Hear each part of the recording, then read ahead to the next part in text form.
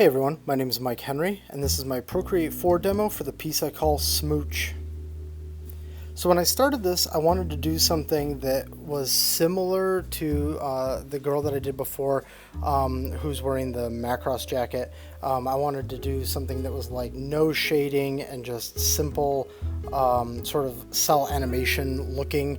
That's how this whole thing started. I then, as time went on, found that I needed to actually add a little bit more to it because it wasn't really standing well on its own, I guess you could say. It needed a little bit more to support it. So this was a piece I did also for Pride, which was officially, I guess, last Sunday, like a week ago Sunday, but obviously it's the whole month of June, and now I'm going to be posting this in July just simply because of the schedule. I couldn't post it during Pride month, the schedule of me getting these pieces done and getting these videos done. So anyways, let's get to the actual describing the image here and what's going through my head. You can see there for a second I did a rough of his hand doing like some sort of a gesture, but that didn't really feel good. I was also experimenting with a new pencil that I had built that I ended up disliking. So you can see there I start the nose and then I start it over.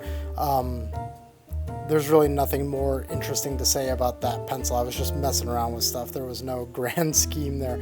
I was just like, yeah, maybe this, and then I was like, no, not this. So here we've got the first dude in the picture. I wanted to sort of go for like a little bit of like a magazine vibe, but in my style. So that was more or less the thought process behind this. So per usual, the rough is done with the fat pencil, and then the tight lines are also done with the fat pencil, which should be linked down below. In this piece, I also do my select paint, select clear method, which is also linked down below. So when we get to the colors, I'll be able to explain that a little bit more. But if you want to see a really detailed breakdown of it, that's down there.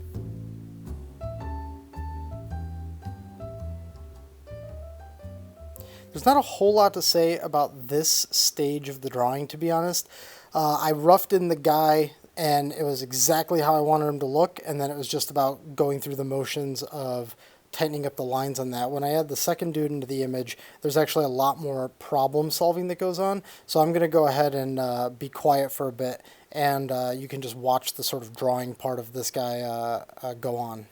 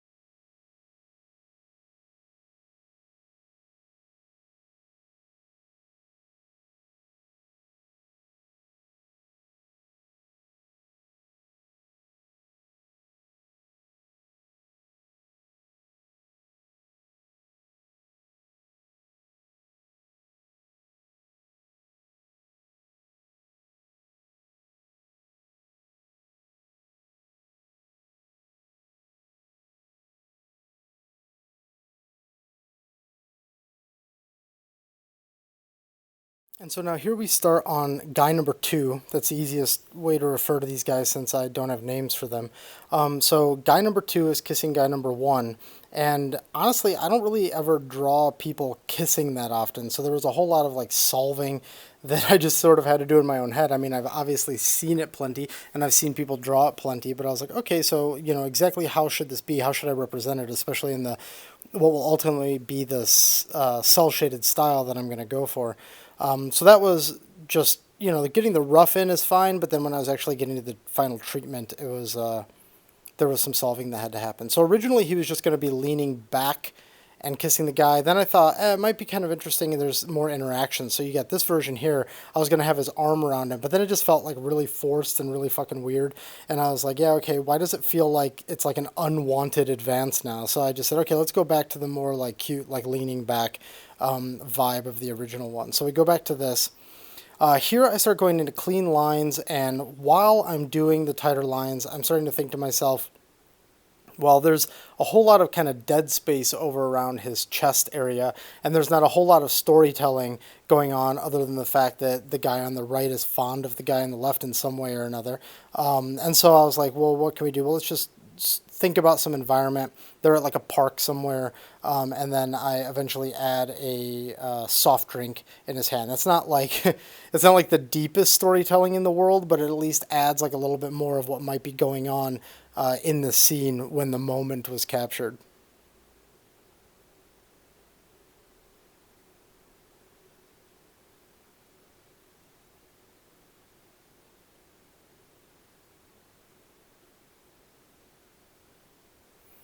You can see the little circle on his chest. Well, I mean, right now it kind of looks like a crescent moon. That wasn't actually the intention. It was just a loose circle. I thought that it'd be fun to connect this to that other piece that I'd done, so I was going to put that little symbol there. But I was also going to leave the whole thing just flat colors with no shading in order to make them similar. But as I said, you'll see in a minute or you'll see when we get to the flatting and the coloring, I didn't really, I don't know, there was just something about it where it wasn't really pulling itself off that well.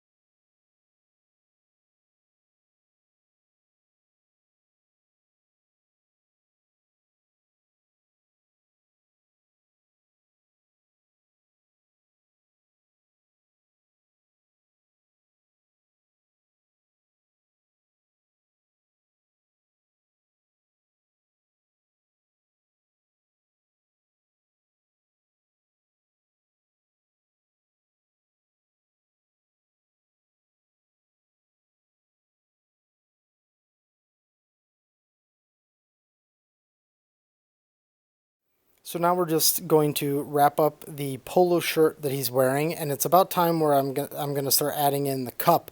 But in order to make sure that the anatomy made sense, I basically duplicate all of these lines, shrink them, and then I just start roughing in what that pose would look like. So you're gonna see that right here. So he shrunk him down, and now I'm just finishing off the rest of that anatomy. What does that pose look like of the guy that's leaning back and trying to give the other guy a kiss? And then how would his arm naturally be, so that then when I blow everything back up like that, everything's in the right position. Now, one thing that I do completely bork here that you're going to see in a second is right there. I do the complete wrong perspective of the hand. I don't know why, and then it makes the cup look super flat. I just really screwed that up. And you can see here I'm trying to fudge it around like, yeah, maybe I can save this without putting any real work in.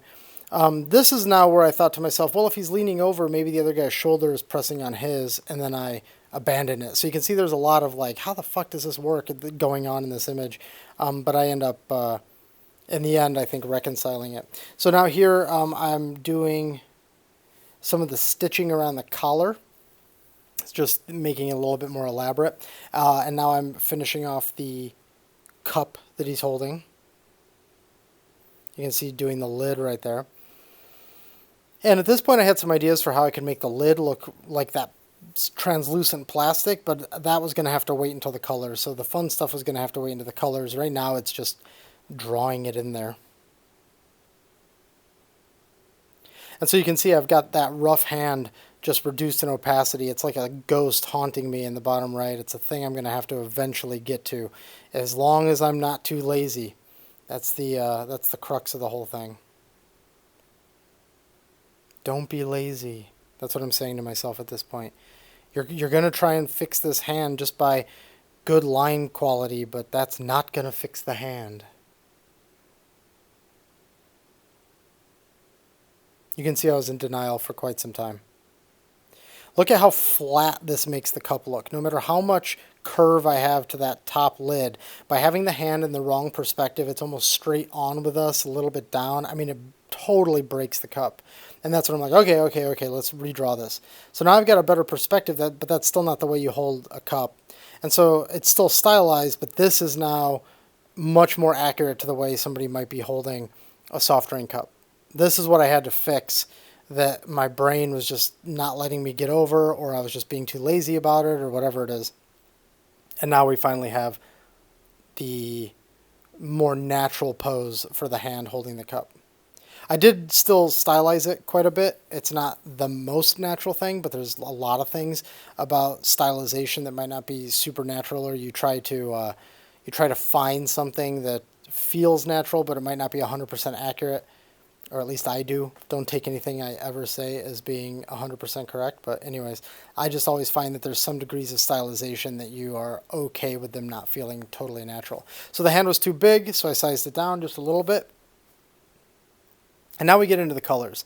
So as I said before, I was really hoping that the colors would be able to just be flats. I thought that that would be a good look. So here I've colorized the lines now, set them to multiply, and I'm starting to throw in all the flat colors. I wanted the whole thing to have a little bit of a pastel vibe to it. I originally wanted the guy in the front to be in a pink shirt, and then I was like, nah, I don't want to do pink, let's do a different color, and then you'll see I eventually do just make it pink, because I'm a huge Pink fan. Not the singer, although she's all right too. But if you follow my stuff, you know I did an art book about pink hair. Pink is just a color I really dig. And then I was like, okay, fine, let's just go with my gut. So they've got this sort of 80s vibe to the way that they're dressed. We've got this like soft gray jacket, and then a turquoise undershirt, and then the other guy's wearing a pink polo with some bright colors underneath. It'll be green here in a second, but then I eventually change it. And that was just trying to get like this sort of light, fun, sort of modern vibe. It's really funny to say 80s and then say modern, but just trying to give it like an energy to it that would be, I don't know, just more interesting. Here I'm doing the cup, trying to make it look like one of those just generic ass soft drink cups that you get when you go to like a kid's baseball game or something and you buy a Coke. Now we're going in and putting in all the details, like the fingernails. I decided to give him a little bit of a mustache, put some under neck shading. And so this is where I don't have shadows yet, and I'm trying to just get it to live on its own without the shadows. Just there's a little bit of shading, but no real shadows. Here I just used a bunch of the random brushes from Procreate because I knew that I was going to blur this background. So I just kept it super messy and tried to imply as much as I could, and then from there blur the shit out of it.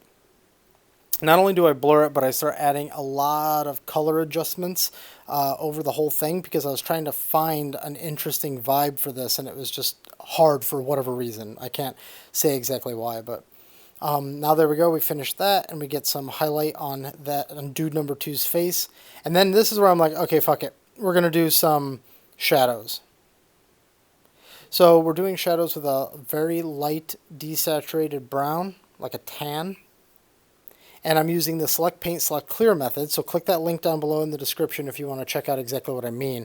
I'll do a brief description. It essentially means that you have a shadow layer on top of everything, and then you're going up through your stack, doing a select on the bottommost layer, and then you start painting on your shadow layer, and then you select the next layer up and clear it from the shadow layer, and then reselect it and paint. And what you're doing then is you're painting only in the defined area that you want to keep the shadows in, and when you move up to the next layer, you're clearing everything that you overpainted. And now that's just the quickest way for me to explain it. If you understand that, cool. If that didn't make a lot of sense, definitely check out the video where I explain it in more detail down below. So dude number one is almost done with his shadows. At the end, what I'll do is I'll take a master flat of him, which is just a shape of his entire body, and I will select it. Then I'll select the inverse of that and delete away all the extra shadow noise that's there. Right now we're just working on getting those hair shadows right. Now eyebrow shadow.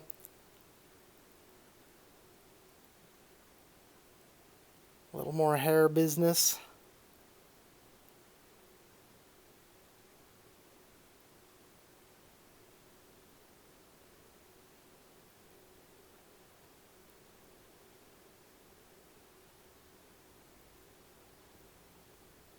There we go. And then we got the cast shadow, and you can see the wipe away where everything got cleared on that guy. I did a slight drop shadow you can see coming off of dude number one. It's actually coming off of both of them, but you see it most strongly on dude number one being cast to the left, and that was to try and get a little bit of that cell animation vibe going. So now we've moved on to dude number two. He gets his own shadow layer because all of his flat layers are on top of the other guys, even on top of dude number one's lines. So that way we've got the guy in the background fully in the background and the dude in the foreground fully in the foreground. And I'm moving through doing the Select Paint, Select Clear just to keep it really organized, keep my layer limit down, and it really is really fast once you start getting used to it. We're getting pretty close to the end because once I get the shadows done for him, I don't really employ a lot more tricks. I do some additional adjustments that are sort of global adjustments, but I don't do any hardcore bounce shadows. I do a little bit of a gradient coming up from the bottom, which you'll see in a second. So you see there was a big broad adjustment.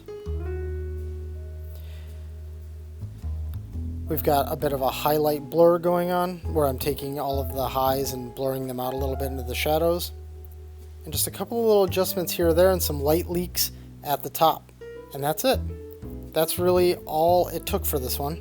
Just had to get some shadows on there to support the image, and it worked out. So happy Pride, everyone.